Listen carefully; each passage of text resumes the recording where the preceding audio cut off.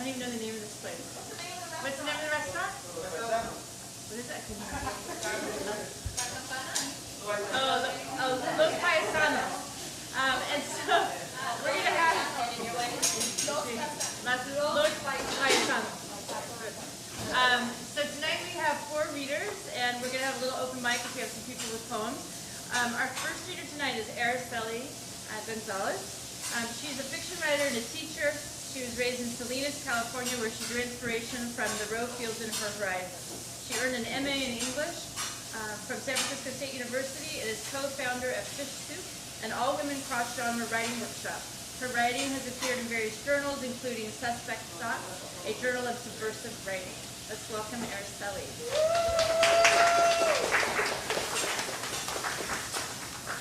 Thank you very much. So I'm going to read 2 pieces. One is fiction and one is poetry.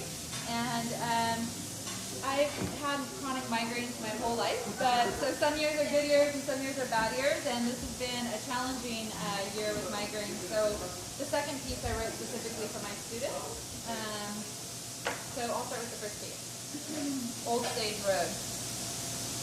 Maybe she was right. Maybe I shouldn't be driving to San Francisco. Salinas isn't that far, but driving for 2 hours when you're recovering from a migraine is really not recommended. You shouldn't drive with one of those headaches, Mina. It's not safe. A headache, she calls it. She doesn't quite understand that my head is under attack until my body begs me to sever it from the pain, champing at me to rip it off. Calm down, she whispers at me every time they come, as if I can choose them to go away because I somehow invited them to stay. I gave her a big, don't worry about me hug and jumped in the car. I rolled down the window and blew my family a kiss, my Band-Aid waving in the air goodbye as a reminder of the Intrex injection that brought me sanity just 4 hours ago. I love taking a secret shortcut through the strawberry fields that dropped me off past Tyndale, a drive reminiscent of John Steinbeck's descriptions of the scenic Salinas Valley, where a few marshes remain and the hills still roll over Fremont's Peak. Wild peacocks and quails weave in and out of craggly bushes as I cruise through in my polluting machine, citing all the flashing colors while wishing that my feet could move 75 miles an hour for long periods of time without overheating. Driving through nature does feel a bit like an atheist walking through a church, but my guilt doesn't keep me from ceremoniously starting my journey on this road that has carved itself into my mind as a space for displacement, for transition.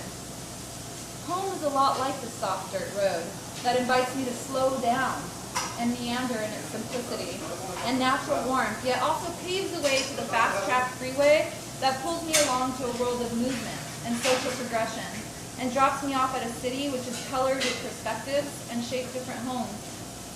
It is getting dark now, and I wonder if I should have left in the morning instead. Squinting can't be good for my head. But I can't go back and deal with the I told you so's, so I drive on, forgetting about the surrounding beauty that fades away with the falling sun.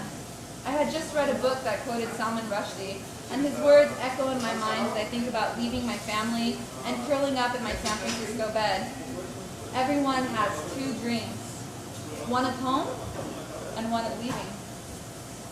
In a Mexican family, this is not truth, but temptation, siren voice, breathing compassion into my simple desire to move away from my family without getting married and without the intention of coming back. To dream of leaving. Why does this have to imply rejection? It is not necessarily the leaving that motivates me, but the discovering and arriving that do. And doesn't movement or progress, by definition, require displacement and the abandoning of a former place or point? Just as I get stuck in the hopeless wishing for a painless acceptance of my independence from home, I catch sight of a white wing in my left peripheral vision, moving like a giant moth. I turn my head quickly, as if I'm trying to dodge a flying ball headed towards me. Only then do I realize to slam on my brakes. But I am too late.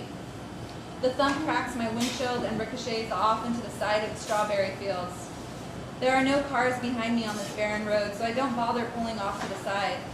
I push my hazard lights on and jump out quicker than if I was legally double parking outside a busy San Francisco restaurant picking up my order. I tiptoe cautiously around the corner of my car as not to startle the injured bird. Sprawled out on the ground unconscious lay a beautiful white heart-shaped faced barn owl, with dark eyes that look like two wispy wings pinned to his nose. My heart sinks and shatters around him.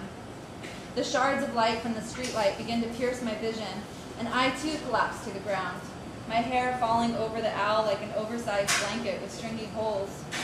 The weight of my migraine shifts from a crouching position in the back of my head into a pounding pressure growing up every quadrant of my skull. Lightning bolts dig through my temples, but the nausea will not let me move. All the time, my mother's words crank through my mind. You shouldn't drive with one of those headaches, Mija. It's not safe.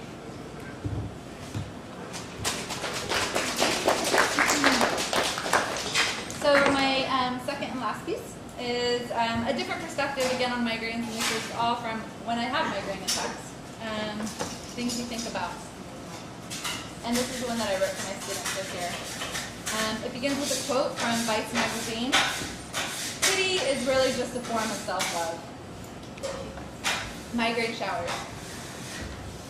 It is raining shivering shards of light everywhere. The world's axis took a break in my belly button, and I am the only thing not spinning, so please stand still.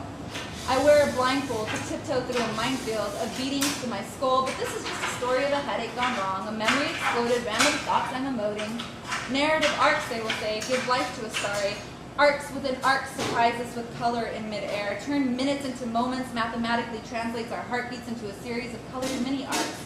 Recorded moments. Memories filed away in darkness, triggered by a touch, a word, a look. The smell of gardenias on redwood.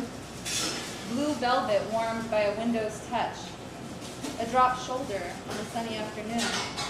Constantly translating ourselves to each other until there are arcs no more and we sail into a flat line of still waters that roll into horizons of the unknown. Looking at a candle flame, the light it casts off looks like a star, caught in different dimensions, stretched out against infinite walls that all intersect at that point where there's a small absence of light.